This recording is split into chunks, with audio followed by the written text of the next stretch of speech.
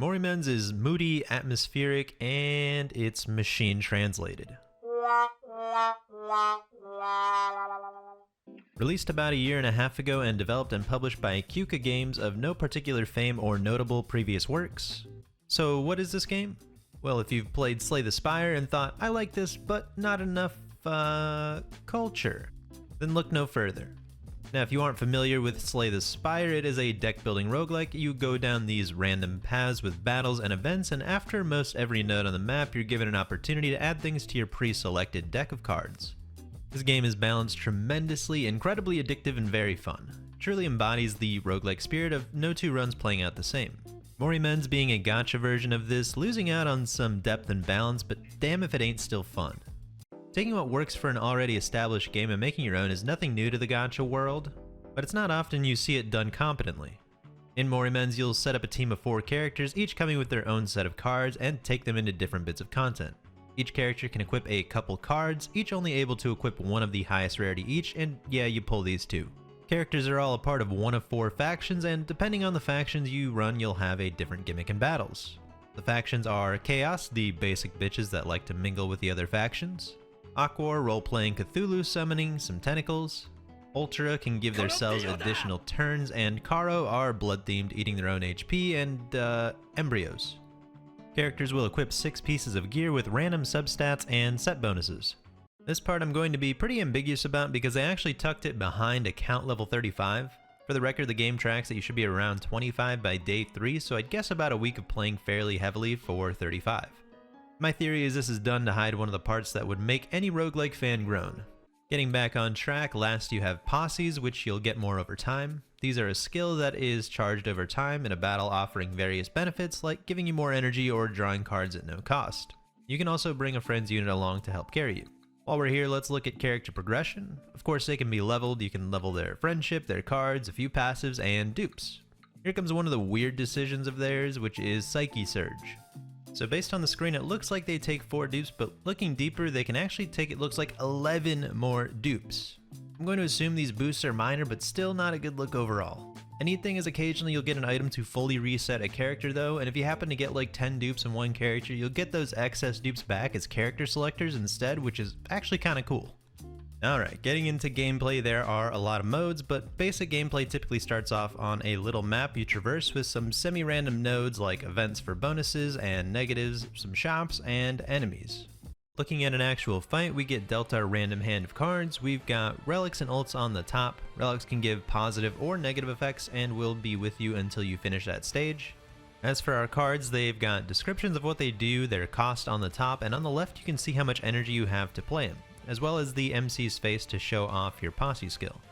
Some neat things for people familiar with these deck building games is on the top right. From the left is death resistance, which is the % chance to survive a lethal attack. Then is incoming damage. If there's a lot going on the screen or deeper into the game when number creep becomes an issue and doing math sucks, it just tells you what you're getting hit for. Then turn count, which can be important for tracking missions or if you learn an enemy's attack pattern. As for the animations, I'll be honest and say they really aren't the focal point.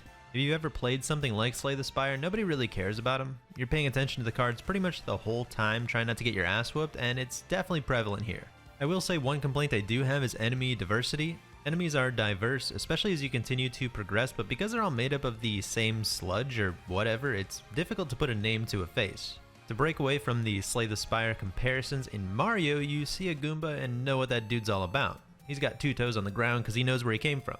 Same thing with a Koopa, you'd never mistake it for a Goomba. In Morimens, I can never remember which damn boss is the fucking slime that splits at half because they all look so damn similar. Outside of this, I do worry about balance. After playing for a little bit with the factions, I gotta say the tentacles are just nasty. These things are so versatile, they block, they attack, they wash your car, and watch your kids for you too.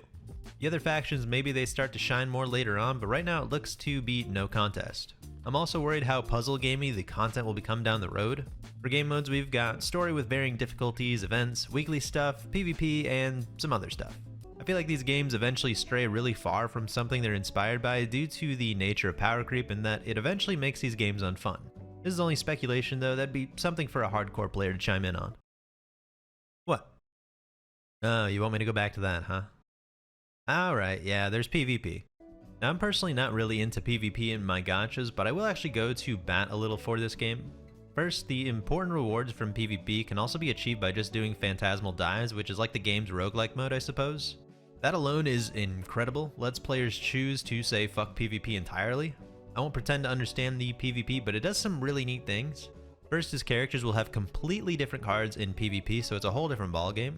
Everything is equalized and real time, so a fair field. The only thing is you have to own the character or card to be able to use it, which I think is fine, especially in an entirely optional portion of content. I almost forgot the gacha, but there's a lot of different banners going on with different things. If you're familiar with the 50-50, you're gonna hate the 33-33-33.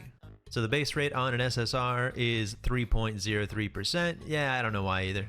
Guaranteeing an SSR at 30 pulls, a 1 in 3 chance you will get the rate up.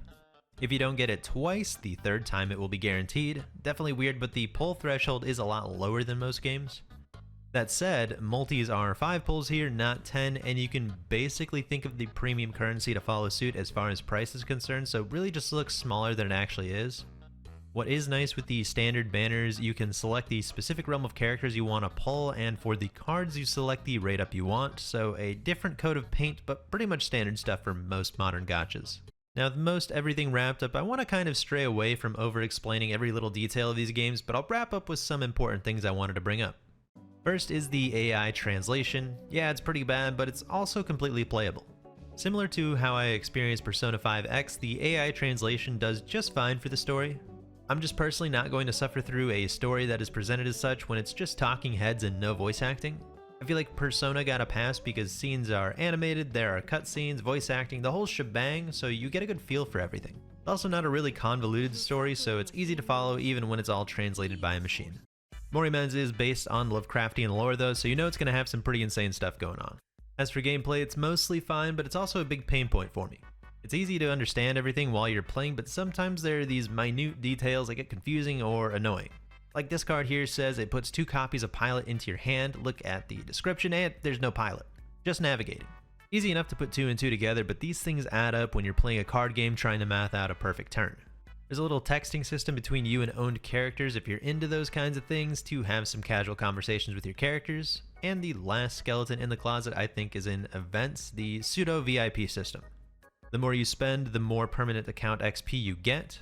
I don't really know if there's any implications here, as so far the only time I've cared about my account level is to push for the next bit of new content, so this might largely be whatever. I at least wanted to make sure people were aware it existed. So in conclusion, yeah, my biggest negative is the machine translation. It really makes the game a hard sell, but a light at the end of the tunnel is the devs have been slowly working on an official English translation, which, thank God. I don't think there'll be a new version of the game or anything. We'll probably just end up adding it to the existing game. But outside of that, I really like this game. It's genuinely fun going through levels, playing out these bastard fights that continue to ramp up, barely not busting my ass. I'd say if you're into gachas and want to try something a little outside of the norm in these games, definitely give this game a shot. I'll be continuing to play this casually in hopes to see that official translation because it's genuinely just fun. Thanks everyone for watching. Let me know what you think of Morimens or if you've ever even heard of it before. I knew of it but didn't realize it was on Steam. As always, like, dislike, subscribe, or don't.